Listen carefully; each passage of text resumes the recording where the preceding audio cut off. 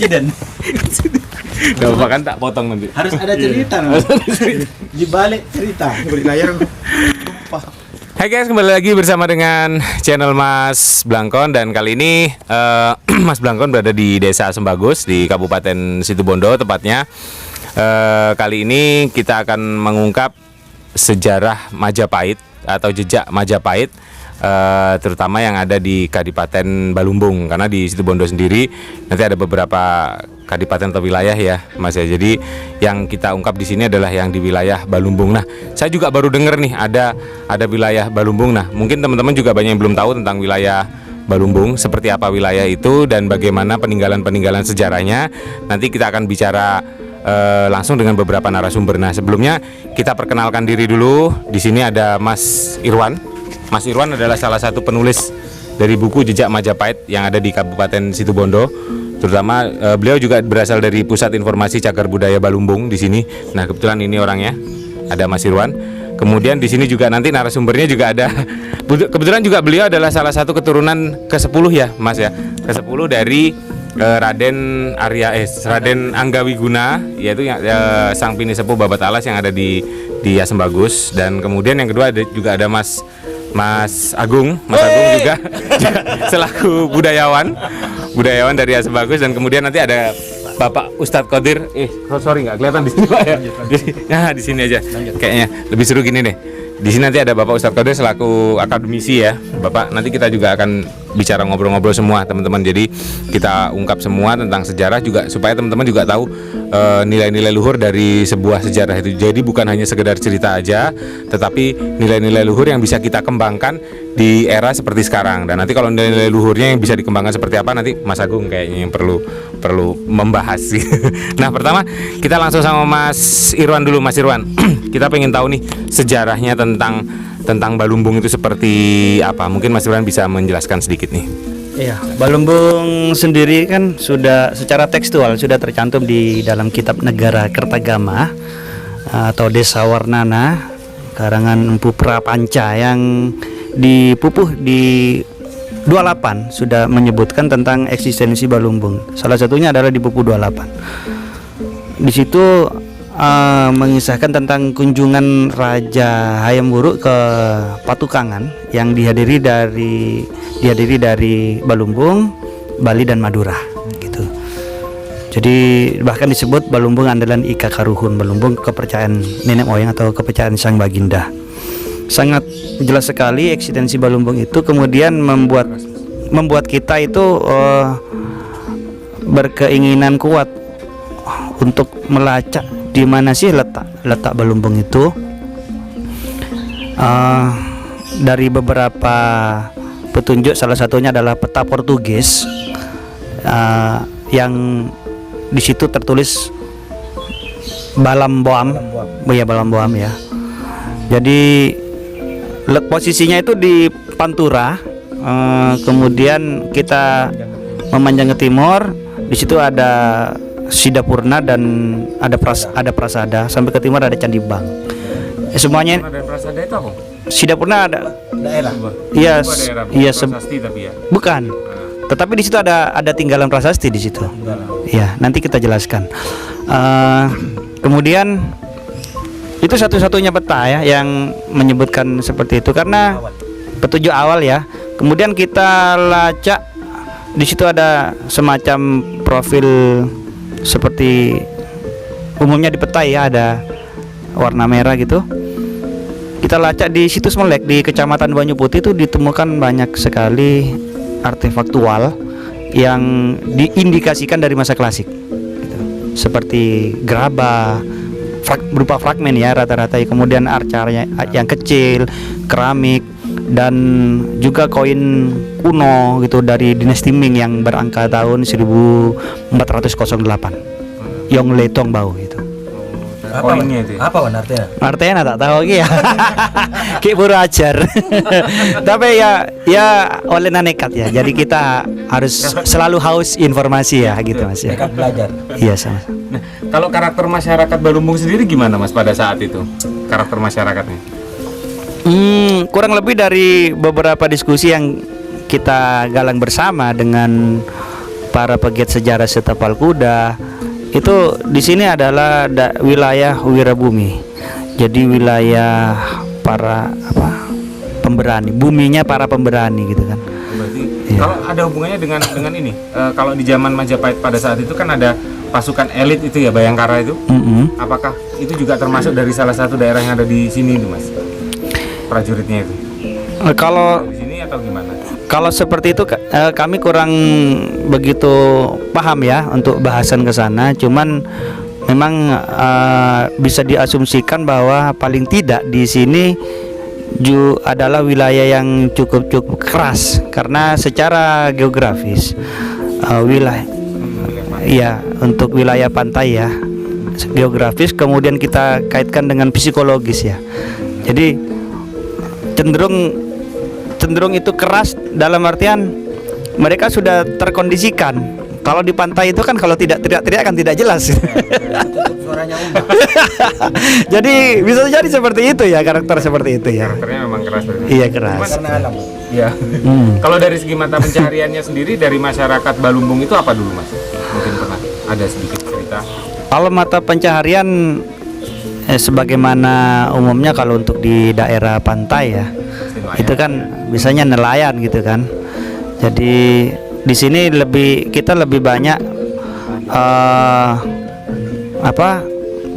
kondisi alamnya itu lebih banyak ke pantai daripada pegunungan. Kalau perbukitan kan maksudnya pegunungan itu kan tidak terlalu tinggi ya, hanya berupa bukit saja gitu ya. Nah, kalau misalnya dari segi tradisi sendiri yang masih masih dilestarikan di sini dari tradisi zaman-zaman pada saat Balumbung itu apa kira-kira tradisi masyarakatnya? Kita melihat dari Kitab Negara Kertagama, di situ pada saat penyambutan Prabu Hayam Wuruk digelar tari topeng, kemudian gulat ya. Gulat itu Keket. terus keket ya. Keket ya. Keket itu seperti permainan gitu. Iya, seperti gulat tradisional ya. Tradisional, Iya. cuman istilahnya keket. Iya. Oh. Nah, itu juga rekamannya ada artinya dalam catatan Bu Prapanca itu ada. Dan hingga hari ini untuk keket itu juga masih ada jejaknya di Asembagus. Kemudian tari topeng pun juga itu juga masih dilestarikan walaupun sedikit sekali pelestarinya gitu. Iya. Jadi seperti halnya kertai gitu ya, kayak wayang. Iya. Kertai gitu ya, wayang. Iya. Benar. Oke. Nah, otomatis kan dari setelah kita mengetahui tentang jejak tentang Kadipaten Balumbung ini, kira-kira langkah-langkah dari teman-teman ini apa, Mas, untuk bisa tetap melestarikannya ini? Mungkin yang mau bicara Mas Agung atau Mas Irwan?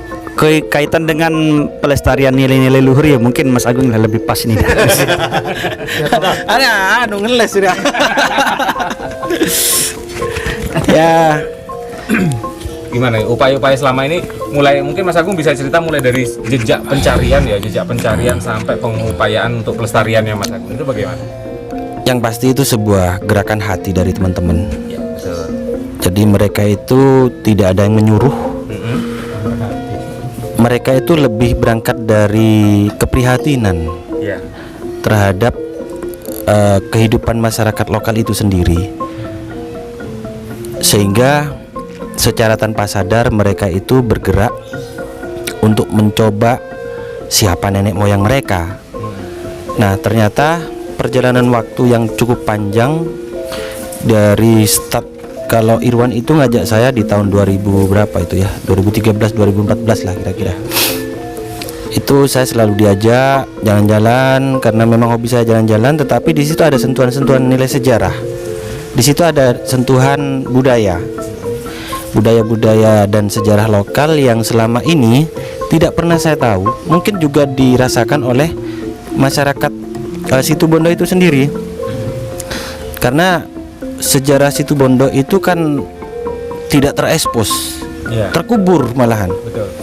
Bukan hanya sejarahnya tetapi juga termasuk benda-benda kecagar budayaan yang selama ini ditemukan oleh teman-teman, karena mereka itu bendanya ketemu di kedalaman biasanya, malahan yang muncul cuman beberapa yang ada di permukaan. Dan itu pun masyarakat masih menganggap hal-hal yang sifatnya bau-bau mistis seperti itu. Iya. Nah, kayak kemarin misalnya contoh kebudayaan masyarakat Situbondo yang sampai saat ini masih bakar kemenyan, masih mempercayai pada tempat-tempat yang angker, wingit kayak gitu kan. Nah, ternyata itu juga menjadi sebuah hal yang positif buat kami, yaitu dengan terjaga lestarinya benda cagar budaya itu. Iya. Jadi tidak sembarangan orang ke situ. Iya, akhirnya bisa untuk menggali itu kembali. Betul, karena Ada efek tergantung kan ya, tergantung niatnya. Nah, kalau niatnya minta pesugihan ya diganggu. Tapi niat kita kan untuk melestarikan. Iya, betul. Kita menggali sejarah, meluruskan sejarah yang selama ini tidak ada dalam buku. Iya, betul. Nah, ketika kita mencoba mengangkat seperti itu, banyak tantangannya. Kita dianggap orang aneh lah, kita dianggap lawang itu pekerjaan tidak bisa menghasilkan uang. Itu kegiatan tidak ada uangnya, ngapain ngeluarkan? Iya.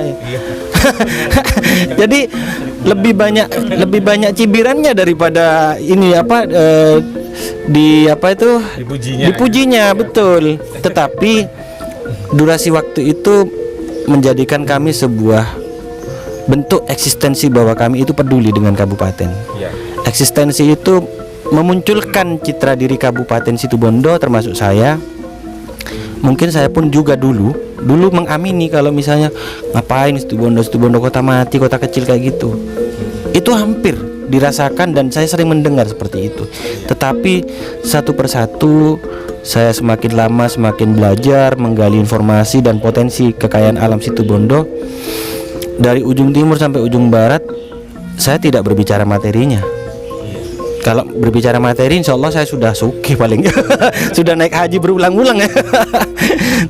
Tetapi di situ ada nilai bangga bahwa kabupaten saya itu di Situbondo memiliki catatan panjang sejarah peradaban manusia. Loh, merinding.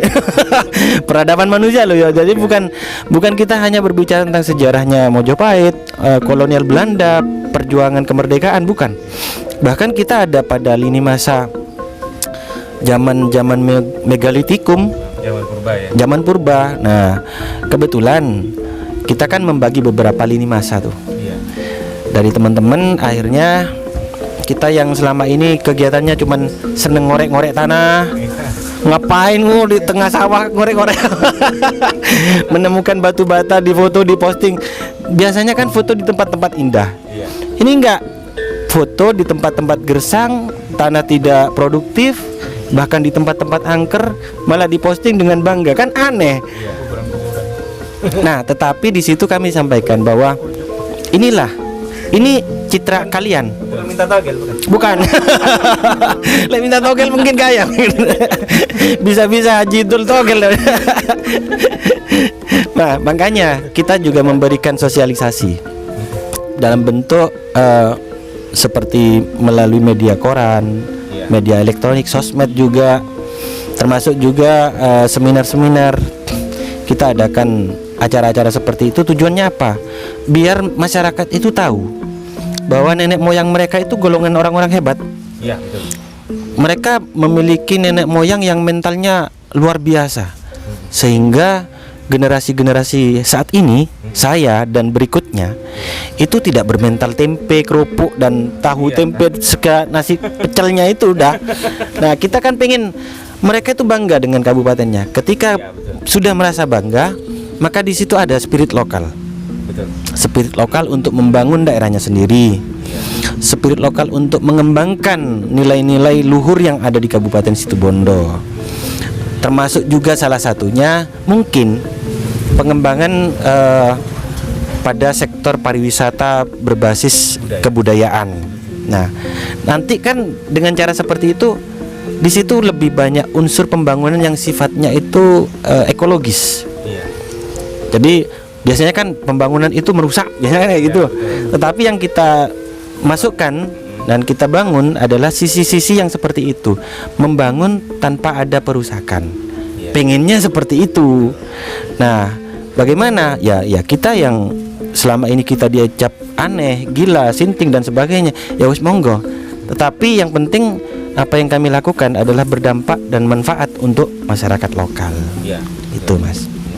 Nah mungkin selama penelusuran perjalanannya Mas Irwan dan Mas Agung ini, kira-kira dalam penelusuran itu nemu nggak satu hal yang sekiranya sangat berkesan dan kemudian wah ini nih bakal saya buat untuk kehidupan saya selanjutnya dibanding itu. Jadi misalnya suatu nilai dari sebuah perjalanan, ternyata leluhur saya ini seperti ini, berarti ini yang mungkin bisa saya aplikasikan di dunia sekarang. Itu kira-kira ada nggak pengalamannya?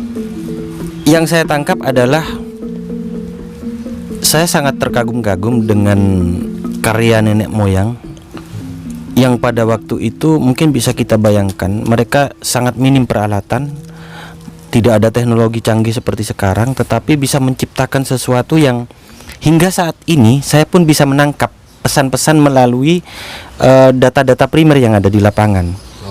Contoh begini, zaman dahulu itu bagaimana orang bisa membuat sarkofagus? Ya. Padahal zaman dahulu kan mungkin tidak ada alat pahat dari baja. Mungkin pada waktu itu tidak ada eskavator untuk menggali batunya, memindahkan dari sini ke sini. Termasuk juga kenapa kok orang-orang zaman dahulu itu membentuk tatanan-tatanan batu dengan seperti ini, kira-kira semennya kayak apa? Nah kan bingung, sampean pun juga mungkin bingung. Nah itu tertata sampai menjadi sebuah struktur bangunan. Dan itu awetnya bisa sampean bayangkan ratusan tahun. Dari tahun 1500-an atau 1400-an Mas. Sampai sekarang masih bisa kita lihat di lapangan. Hanya gara-gara tertimbun oleh tanah. Nah seandainya itu tidak tertimbun oleh tanah, saya pun mungkin tidak akan bisa menangkap pesan dari para leluhur. Iya, betul. Dan itu pun juga bukan hal yang mudah karena kita pun juga kadang berbenturan dengan kepentingan-kepentingan yang misalnya contoh penambang pasir. Iya. Justru mereka yang menggali menemukan mas ada batu bata. Nah, kita dibantu oleh mereka. Iya. Itu Mas. Nah mungkin nilai luhur yang perlu kita tangkap adalah bahwa dalam sebuah pembangunan itu setidaknya kita membangun dengan kualitas ya, bukan dengan kuantitas. Betul. Sehingga pembangunan itu bisa dinikmati sampai sampai anak cucu lah ibaratnya, supaya tahu bahwa pembangunan saat ini. Nah, mungkin kalau mungkin dari semua daerah atau semua wilayah atau semua orang di sini berusaha untuk membangun dengan mengutamakan kualitas tanpa memikirkan yang profit itu belakangan lah ibaratnya, profitnya itu kedua ya, mungkin namanya juga bangun pasti mereka juga berpikir profit ya, tapi yang diutamakan adalah kualitas sehingga anak cucu kita itu bisa menikmati semuanya. Mungkin itu ya nilai luhur yang bisa kita terima ya. Oke. Nah kemudian mungkin kita juga pengen tahu nih Pak, kalau misalnya setelah tadi kan Mas Agung juga sudah, coba saya pinjam mic-nya dulu Mas. Jadi Mas Agung tadi sudah menceritakan tentang nilai-nilai luhurnya. Nah sekarang kita juga pengen tahu nih, di sini juga ada Bapak Kadir sebagai akademisi di pendidikan. Kita juga pengen tahu mungkin selama ini kan rata-rata mengenai kebudayaan, mengenai sejarah atau apa itu banyak sekali teman-teman yang terutama anak-anak muda itu yang mengacuhkan. Ya, apa sih? Kenapa sih kok kita harus belajar sejarah? Apa sih gunanya untuk belajar sejarah? Nah, itu kalau dari segi pendidikan sendiri gimana Pak untuk menyikapi hal itu supaya teman-teman ini bisa tahu kembali sejarah leluhur kita, nilai-nilai leluhur kita dan apa namanya? Bisa mau kembali untuk menggali tentang sejarah kita. Mungkin dari Pak Kadir sendiri. Jadi begini, sebenarnya munculnya kita ini hidup seperti di Asembagus ya, sebagai masyarakat Asembagus ini sebenarnya satu, menumbuhkan rasa syukur kita sebenarnya, terutama kepada Allah dan juga kepada para pendahulu kita, nenek moyang kita, leluhur kita, khususnya di Asembagus ini, di Situbondo pada umumnya. Nah selama ini Situbondo ini sebenarnya boleh dibilang tadi adalah kota mati katanya orang luar, tapi saya sebenarnya tidak seperti itu. Kalau kita mau bergerak yang sebenarnya, maka ternyata setelah digali dari pernyataan atau ini ada keterangan dari Mas Irwan kemudian Agung, ini sebenarnya kan alur ceritanya begitu. Iya. Keadaannya, kenyataannya memang seperti itu. Cuma siapa yang dengan peduli dengan sejarah seperti ini? Kalau tidak kita ini yang sekarang ini. Kami juga hanya tidak mewakili warga. Menurut saya ini yang sejarah yang perlu digali ya, dari akar-akarnya, dari awal-awalnya, dari abad keberapa dan keberapa. Nanti kemudian sampai saat ini perlu ya, perlu untuk selanjutnya itu setelah digali ini kan baru menemukan fakta yang sebenarnya Balumbung itu dari mana. Nah ini ternyata ini memang Balumbung ya memang seperti ini. Memang ada sejarahnya, ada fakta ya, ada faktanya, ada bukti sejarahnya ada di sana. Peninggalan yang ada sesuai dengan tahun yang disebutkan tadi. Yang kedua, yang diharapkan pada generasi berikutnya ini adalah bahwa kami, ini ya termasuk anak generasi berikutnya ini yang dibutuhkan itu Situbondo ini mempunyai sejarah sendiri. Kenapa kita bangga dengan, mohon maaf kalau saya sebut, kita bangga dengan Diponegoro kan? Kita bangga dengan Cut Nyak-Din, kita bangga dengan Hasanuddin, dengan siapa yang dari luar kita. Apakah kita tidak punya? Ternyata punya, ini kita sepakat punya kita. Kenapa tidak itu kita ayo bersama-sama. Kami sebagai penerus ini, ayo kita bersama-sama, kita angkat, kita gali seluruh potensi, skill dan sebagainya, budaya dan sebagainya, kita angkat semuanya. Demi apa? Demi masa depan anak kita, biar tahu. Akhirnya dengan kita, oh begini Asem Bagus, berarti kita lahir seperti ini kan karena mereka, dengan izin Allah kan begitu. Sehingga ini perlu selanjutnya itu dimasukkan dalam satu buku seperti ini, sebenarnya kan baik untuk anak-anak sekolah. Ini yang nanti harus dimasukkan kepada kurikulum sekolah. Kurikulum sekolah. Kenapa begitulah? Tanpa adanya seperti ini kita susah. Nah, di luar kita ya kan, ini kan punya buku. Ini bukti di dalamnya sudah ada. Loh, anak-anak kita ini dicekoi dengan HP sekarang zamannya. Tapi kalau dengan seperti ini kan bagus. Oh ternyata saya punya sejarah sendiri Situbondo, khususnya di Asem Bagus. Nah itu kalau yang tadi di Situbondo itu dibagi 3 bagian ya, 3 kelompok. Ada bagian Ketah, ada bagian Petukangan dan Balumbung. Ternyata ini memang sejarahnya begitu sejak itu. Nah jadi menurut saya ini alangkah yang perlu dibuat semacam kurikulum. Kita bekerja sama dengan instansi terkait tentu saja, agar namanya buku itu tidak akan lepas daripada cerita sejarah pengarangnya siapa dan siapa pahlawan. Kita tidak ingin ingin jadi pahlawan kesiangan, mohon maaf, tapi karena ini adalah merupakan upaya kami peduli terhadap cagar budaya. Kan begitu. Termasuk desa Asem Bagus sendiri. Dari mana Asem Bagus? Saya sangat sebagai warga Asem Bagus. Coba kita lihat Asem Bagus, kecamatannya Asem Bagus, polseknya Asem Bagus, dan Ramil Asem Bagus. Kewedanan Asem Bagus, Kewedanan dari Arjasa Ketinggian termasuk Asem Bagus. Lah ini Asem Bagus. Saya sangat prihatin sekali ya melihat sejarah karena kaitannya dengan masalah pohon asam. Nah, pohon asam ini sudah mulai habis ditebang semua ini.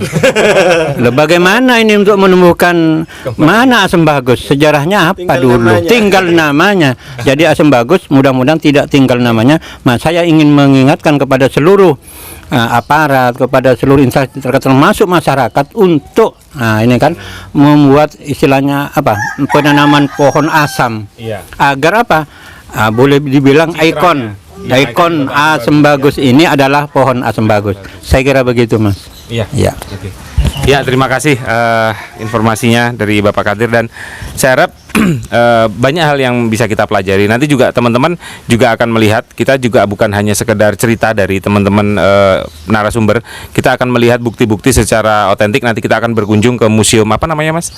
Museum Balumbung ya, Museum Balumbung Situbondo. Jadi ada rumah sejarah Balumbung. Nanti setelah ini kita akan berkunjung ke sana, kita lihat, dan nanti Mas Irwan akan menjelaskan dan Mas Agung akan menjelaskan masing-masing dari peninggalan itu dan bagaimana nilai-nilai yang bisa kita ambil di situ. Nah, saya harap teman-teman yang ada di wilayah Asem Bagus, ayo kita kembali, kita gali potensi yang ada di Asem Bagus, terutama yang ada di Situbondo juga. Sehingga kalau misalnya Situbondo atau Asem Bagus ini bisa muncul ke mata dunia, seperti halnya Bali yang muncul akan budayanya, yang muncul akan alamnya, maka akan mampu meningkatkan perekonomian yang ada di sini. Jadi mudah-mudahan kedepannya dengan adanya sejarah Balumbung ini bisa terangkat ke mata dunia, dan dunia juga bisa melihat, terutama juga khususnya juga di Indonesia juga bisa melihat semua bahwa kita Situbondo punya sejarah yang luar biasa ya. Nanti kita akan berkunjung ke rumah museum ya, atau rumah sejarah. Oh, kita ke beberapa situs, nanti ada beberapa situs. Nanti teman-teman tunggu lihat videonya sampai habis, situs-situs yang menarik yang ada di wilayah Asem Bagus. Oke, sampai ketemu dan salam Rahayu.